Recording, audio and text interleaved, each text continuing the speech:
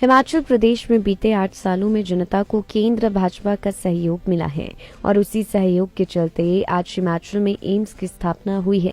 इसके अलावा कई बड़ी बड़ी परियोजना है जो केंद्र सरकार के द्वारा हिमाचल को दी गई है।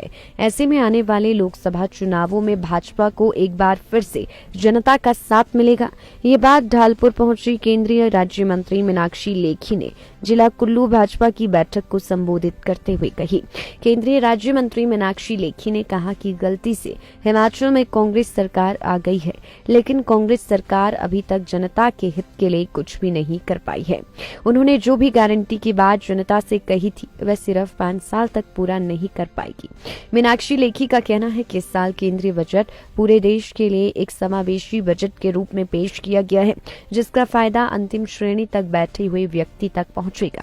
वहीं उन्होंने कांग्रेस के नेता राहुल गांधी के द्वारा बीते दिनों आयोजित की गई भारत जोड़ो यात्रा के बारे में कहा कि कांग्रेस के नेता कितने निकम्मे और कितने कामयाब हैं, इसका जवाब भी जल्द ही जनता ही कांग्रेस को देगी।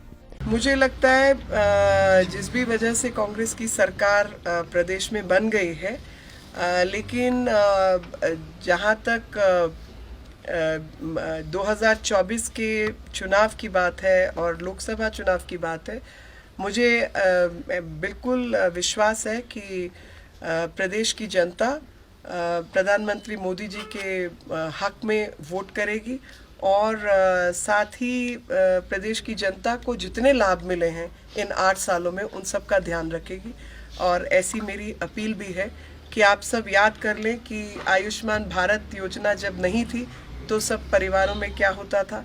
आप सब याद करें कि जब उज्ज्वला योजना नहीं थी तो आपको किस तरीके से लकड़ी बीनने के लिए पहाड़ों में घूमना पड़ता था और सबकी कमर आदि टूट जाती थी, कई लोगों की नुकसान हुए। पानी की व्यवस्था जब हर घर नल से जल नहीं था और कितने लाख परिवारों को जल मिला। तो ये सब चीज़ों का ध्यान दिलाना, संगठन को मजबूत करना और संगठन का विकास करते हुए, मजबूती देते हुए, अपनी योजनाओं को ज़मीन पर उतारते हुए, सर्व समावेशी बजट का हवाला देते हुए जो विकास के कार्य हैं उनको पूरा करते हुए बिलासपुर का एम्स बन के तैयार है। महिलाओं की चाहे जच्चा बच्चा की डिलीवरी हो, चाहे बूढ़े बुजुर्गों के ऑपरेशन हो, वो सब काम वहाँ पर हो रहे हैं। चाहे 4 मेडिकल कॉलेज की बात हो तो बच्चों को अधिक संख्या में शिक्षा प्राप्त हो रही है, मेडिकल की शिक्षा प्राप्त हो रही है, IIM। तो इन सब चीज़ों का लोगों को